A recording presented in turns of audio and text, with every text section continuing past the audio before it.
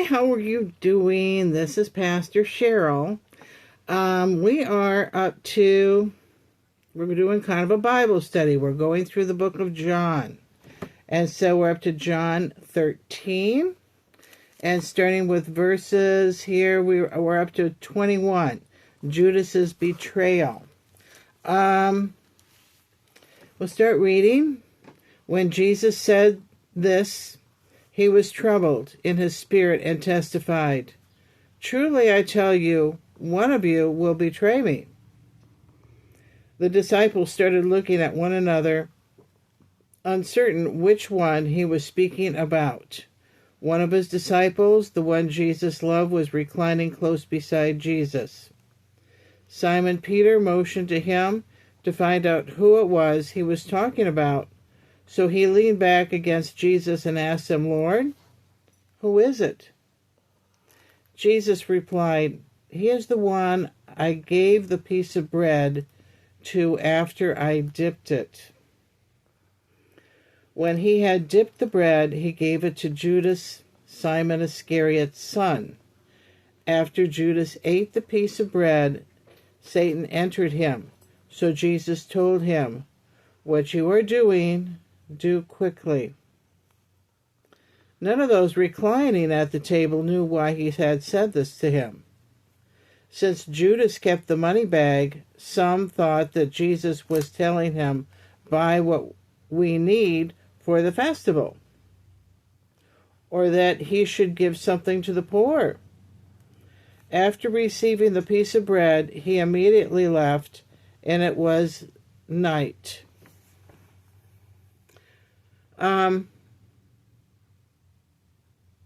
Then it goes on.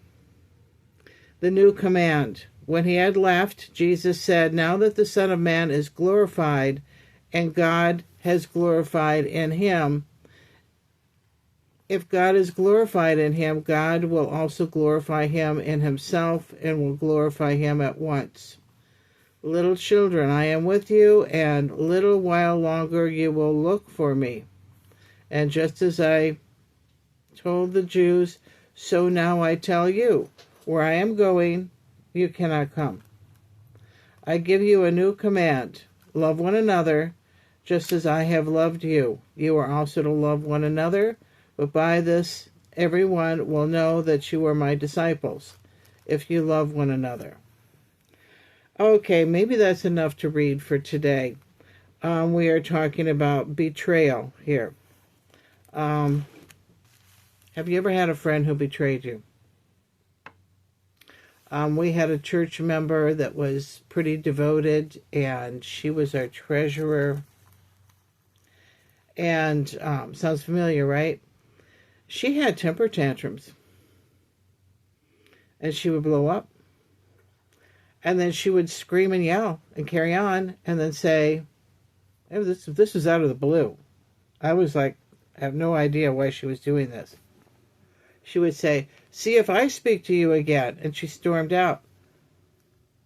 Last time she did this, I didn't call her back. I made no attempt to be her friend. I just thought, let her go. Just let her go. And she was supposed to hold up the incorporation of the church. And she never had it switched over. We sent her forms and she never switched it over to her name. She said she did. Or would. And so now I treat her kind of with kid gloves. She's like, wow, with a temper like that, you just... And I consider that a kind of a betrayal. You know, I really do. So, anyway, perhaps you've had a friend who has betrayed you in some way. And here it goes on, his new command, to love one another just as I have loved you. You're also to love one another. By this, everyone will know that you are my disciples if you love one another. Well, you know, I belong to the Jews for Jesus, and the Jesus people way back when I was in high school. And we had a song that we would sing. If you know that we are Christians by our love, you know we are Christians by our love.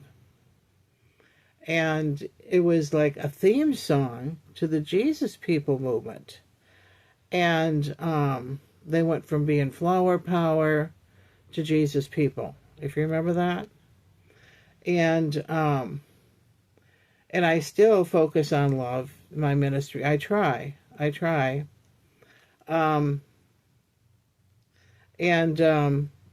just got done writing Donald Trump a letter telling him, says, you know, these tariffs are not realistic to expect the Chinese to do.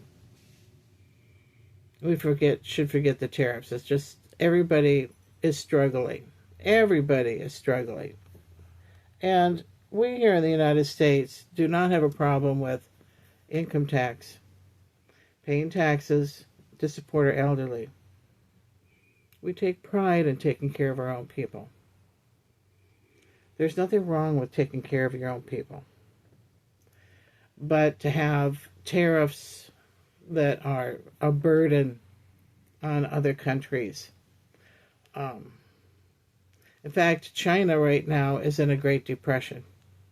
They are in a big depression right now, like you would not believe. And a lot of Chinese are homeless, and a lot of them are unemployed. They don't have enough food to eat. This is going on. And there are big cities. The people who moved out of the big cities, they apparently think that, you know, they're better off elsewhere and a smaller community. And so their big cities are almost empty. You go to the shopping centers and it's you know, where are all the people? Where are all the people they have left? And they're going through this crisis. We don't need to make it worse for them. We don't need to we don't need to impose that on them.